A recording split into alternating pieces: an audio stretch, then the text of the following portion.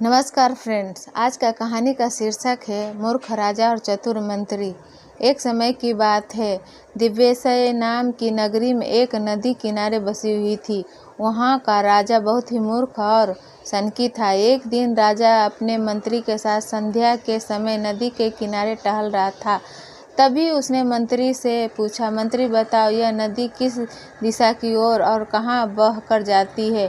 महाराज, यह पूर्व दिशा की ओर बहती है और पूर्व की ओर स्थित देशों में बहकर समुद्र में मिल जाती है। मंत्री ने उत्तर दिया। यह सुनकर राजा बोला, यह नदी हमारी है, इसका पानी भी हमारा है। क्या पूर्व में स्थित देश इस नदी के पानी का उपयोग करते हैं? जी महाराज, जब नदी इधर उधर बहती है तो करते ही होंगे, मंत्री ने उत्तर दिया। इस पर राजा बोला, जाओ नदी का दीवार बनवा दो और सारा का सारा पानी रोक दो। हम नहीं चाहते कि पूर्व दिशा में स्थित देशों को पानी दिया जाए, लेकिन महाराज, इससे हमें ही नुकसान होगा। मंत्री ने उत्तर दिया। नुकसान कैसा? नुकसान तो हमारा हो रहा है। हमारा पानी पूरब के देशों में मुफ्त ले रहे हैं और तुम कहते हो कि नुकसान हमारा ही होगा। मेरी आज्ञा का शीघ्र से शीघ्र पालन करो। राजा गुस्से में बोला। मंत्री तुरंत कारीगरों को बुला लाया और नदी पर दीवार बनवाने का काम शुरू करवा दिया। कुछ ही दिनों में दीवार बनकर तैयार हो गई। राजा बहुत खुश हुआ, पर उसकी मूर्खता की वजह से कुछ समय बाद नदी का पानी शहर के घरों में घुसने लगा। लोग अपनी परेशानी लेकर मंत्री के पास आए।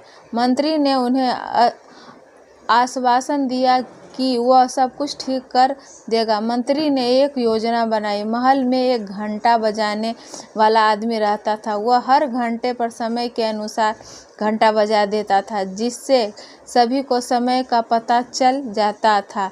मंत्री ने उस आदमी को आदेश दिया कि वह आज रात को जितना समय होगा उसका दुगना घंटा बजाए। आदमी ने ऐसा ही किया। जब रात के 3 बजे तो उसने 6 बार घंटा बजाया, जिसका अर्थ था कि सुबह का 6 बज गए हैं। घंटा बजते ही सभी लोग उठ गए। राजा भी उठ गया और बाहर आ गया। वहाँ मंत्री मौजूद था। राजा ने मंत्री से पूछा, मंत्री, अभी तक सुबह नहीं हुई है क्या? और सूरज अभी तक निकला नहीं है, क्यों नहीं है? मंत्री ने उत्तर दिया, महाराज, सुबह तो हो चुकी है, परंतु सूरज नहीं निकला है, क्योंकि सूरज पूरब की ओर से निकलता। शायद पूरब के देशों ने सूरज को रोक दिया हो, क्योंकि हमने उनका पानी रोक दिया था, इसलिए अब हमारे राज्य में कभी सूरज नहीं निकलेगा। राजा बहुत चिंतित हुआ और बोला, क्या अब कभी भी हमारे देश में सूरज नहीं निकलेगा?